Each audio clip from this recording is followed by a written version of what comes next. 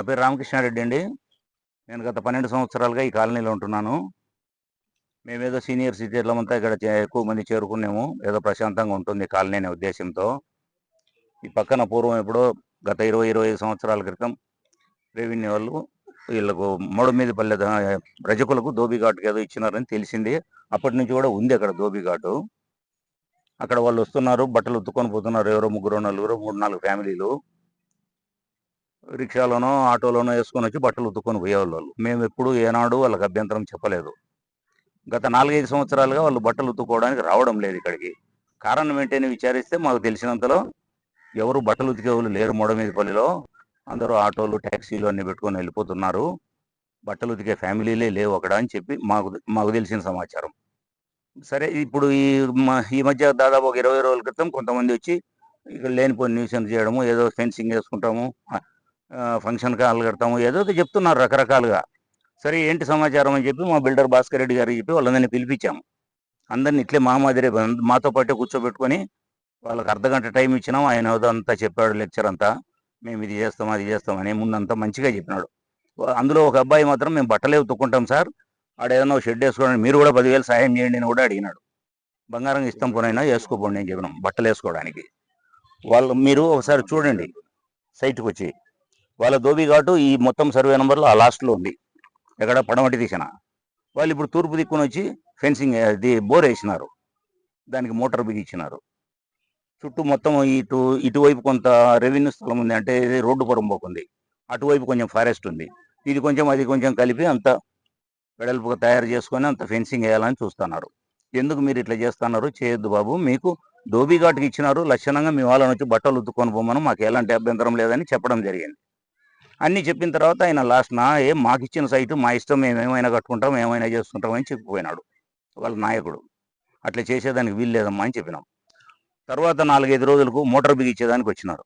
ఆ రోజు కూడా నేను, మా ప్రెసిడెంట్ చంద్రశేఖర్ రెడ్డి, మోహన్ రెడ్డి గారు అందరం కలిసి మళ్ళీ కూడా పోయి చెప్పినాం, బాబు మీరు వేరే కార్యక్రమాలు చేయొద్దు నాయనా అండి. లేదు మేము ఆర్చి కడతాము, ఫంక్షన్ హాల్ కడతాము. మాకు తెలిసిన సమాచారం అంటే ఆ మోడమీదపల్లి రజకులే ఒకరిద్దరు చెప్పడం ఏంటంటే, దాని అంతా లేఅవుట్ వేసి పంచుకోవాలని ఉన్నారయ్యా, మాకు 1 ప్లాట్ 2 ప్లాట్లు కావాలని మేము కోరుకుంటున్నాము, మాకు పలకడం లేదు, మాకు ఇవ్వడం లేదని చెప్తున్నారు వాళ్ళు. అది జరిగిన సమాచారం.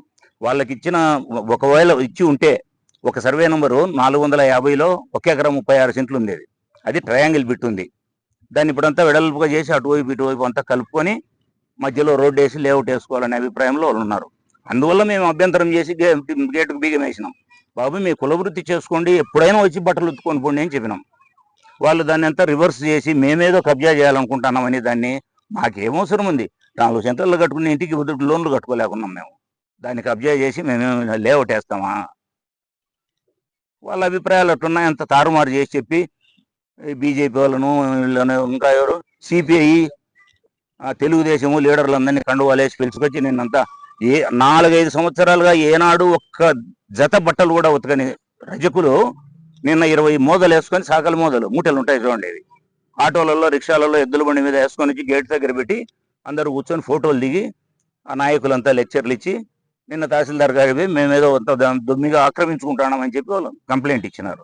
సరే మేము ఇదివరకు వారం ముందే తహసీల్దార్ గారికి, ఎమ్మెల్యే గారికి అందరికీ రిప్రజెంటేషన్ ఇచ్చినాం. ఆ తహసీల్దార్ గారు దాన్ని చదివినారో లేదో కూడా మాకు తెలియదు. మేము ఇస్తానే అటు చూసినాడు, అటు పడే ఎమ్మెల్యే దాన్ని మాట్లాడతానుకోండి అన్నాడు. అది జరిగింది. మరి ఆయన చదివి ఉంటే ఈరోజు వచ్చి బీగాలు పగలగొట్టి ఇచ్చేంత చేయించేవాడు కదా. ఆయన పగలగొట్టినారా, ఓపెన్ తీసినారు, తీర్చిపోయినా అంట. మేము ఎవరం లేము. మా కాలనీ అయింది, ఒక ఆయన మనవంది పెళ్ళి ఉంటే అందరం జమ్మనోడు పోయినాం. ఉదయం వచ్చి తహసీల్దార్ వచ్చి అపని చేసిపోయినా అంట. మేము కూడా ఇప్పుడు అందరం కలిసి తహసీల్దార్ దగ్గర పోవాలని అనుకుంటున్నాం. అడుగుతాం మేము కూడా, వాళ్ళని చేసుకోమనండి, బట్టలు ఉత్తుకోమనండి, మేము వద్దనడంలే. ఆ రోజు వద్దనలే, ఈ రోజు వద్దనము. వాళ్ళకి ఇచ్చింది ధోబీఘాటు చేసుకోమని చెప్తున్నాము. ఆ పని చేయకుండా వాళ్ళు ఏదో లేఅవుట్ వేస్తాము, ఫంక్షన్ హాల్ కడతాము, గుడి కడతాము. సరే ఏం గుడి కడతారంటే ఇంకా డిసైడ్ చేసుకోలేదంట. ఆ పద్ధతుల్లో అన్నారు. సరేనయ్యా, మీ నంబర్లో మీకు ఇచ్చిన, మీ ధోబీఘాటుకి ఇచ్చిన నంబర్లో బోర్ వేయకుండా వేరే నంబర్లో ఎందుకు వేసినారు అని అడిగినా నేను. మేము అందరం అడిగినాం. దానికి వాళ్ళకి జవాబు లేదు. ఏమంటే వాస్తు గేములో తెచ్చేసుకునేమంటారు. అది జరిగింది సోదరా. మా వైపు నుంచి ఎలాంటి పైసా అయితే తప్పు లేదు. వాళ్ళంతా ఏమేమో చేస్తున్నారు. 1941లో చెట్లకి ఇచ్చినారనేది కూడా ఉంది. ఉంది రెవెన్యూ లెక్కల్లో, ఆర్ఎస్ఆర్లో ఇసుక దిబ్బలో నింది.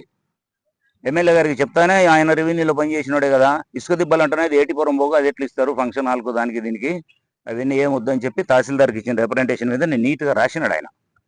ఇది ప్రభుత్వ భూమి, ఎవరికి ఎలాంటి పర్మిషన్ ఇవ్వద్దు, ప్రభుత్వ అవసరాలకు ఏదైనా ఉంటే వాడుకోవచ్చు అని రాసినాడు. అది కూడా చదివినాడో లేదో ఆయన తహసీల్దార్ గారు, రిప్రజెంటేషన్ ఇస్తాను తీసి పడేసినాడు. 1941 చెట్ల కింద ఇచ్చారు. చెట్లు నాటి రెవెన్యూలో సంరక్షించాలని కూడా రాసి ఉన్నారు దాంట్లో, ఆర్ఎస్ఆర్లోనే ఉంది. అవన్నీ ఏమీ రికార్డు చూడకుండా బీగాలు ఎందుకు వేసినారని మమ్మల్ని పిలిచి అడగకుండా తహసీల్దార్ గారు ఆయన వచ్చి బీగాలు తీసి నేను బీసీ కార్పొరేషన్ నుంచి ఫండ్స్ తెప్పిస్తా, మీరు ఏదైనా ఏమైనా కట్టుకోండి అని కూడా చెప్పిపోయినా అంట. మరి నమస్కారం సార్.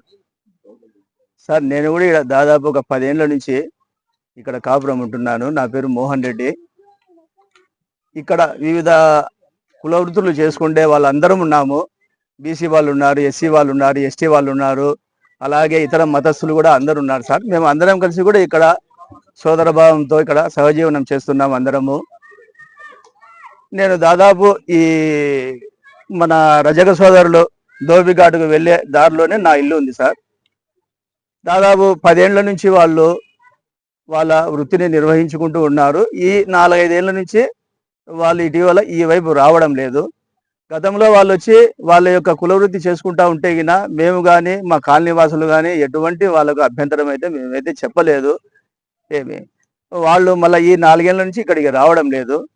తర్వాత ఈ మధ్యకాలంలో ఒక నెల నుంచి వాళ్ళు అందరూ 20 మంది 30 మంది గ్రూపులుగా రావడము. సరే సార్. ఈరోజు ఉదయం అయితే గిన నిన్న అక్కడ ఏమీ లేని దాన్ని ఒక పెద్ద ఏదో సమస్య ఉన్నట్టుగా క్రియేట్ చేసినారు సార్ రజక సోదరులందరూ.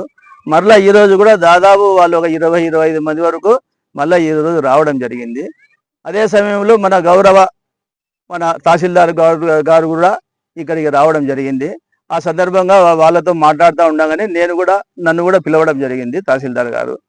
పిలిచి సార్ ఏమిటి సార్ సమస్య అని అడగడం జరిగింది. నేను ఉండే విషయం ఆయనకు చెప్పినాను. సార్ మాకైతేనా ఎటువంటి సమస్య లేదు సార్, వాళ్ళు రజక సోదరులు వాళ్ళ వృత్తి ఏదైతే గతంలో నిర్వహించుకుంటున్నారో అది వాళ్ళు చేసుకుంటేనా మా వరకు మాకు ఎటువంటి అభ్యంతరం లేదు సార్. కానీ వాళ్ళు అందుకు విరుద్ధంగా నాతోనే ఆయన బాబు అని ఒక ఆయన వాళ్ళ గ్రూప్ లీడర్ ఉన్నాడు, ఆయననే నాతో నేను అడిగితే అయినా గుడి కడతాడమని చెప్పినాడు ఆయన. ఏ దేవుడు సార్ అంటే అయినా లేదు, ఇంకా మేము నిర్ణయించుకోలే, ఏదో ఒక దేవాలయం కడతాము మా సంఘంలో మాట్లాడి అని ఒకసారి ఆయన చెప్పినాడు. తర్వాత వచ్చేసి ఇట్లా కమ్యూనిటీ హాల్ కడతామని ఒకసారి, మళ్ళీ తర్వాత మేము ఏదో ఫ్లాట్లు వేసుకొని ఇట్లా తలా ఒకటి పంచుకోవాలని ఈ విధంగా వీళ్ళు చెప్తున్నారు సార్. చెప్పడం వల్ల ఈ సమస్య వచ్చింది సార్ అని తహసీల్దార్ గారికి కూడా చెప్పడం జరిగింది. ఆయన కూడా ఇటువంటి పనులు అయితే చేయొద్దు, మీకు ఏదైతే ఏమి ప్రభుత్వం వారు ఇచ్చారో ఆ పనులు చేసుకోండి అని లోపలికి కూడా మమ్మల్ని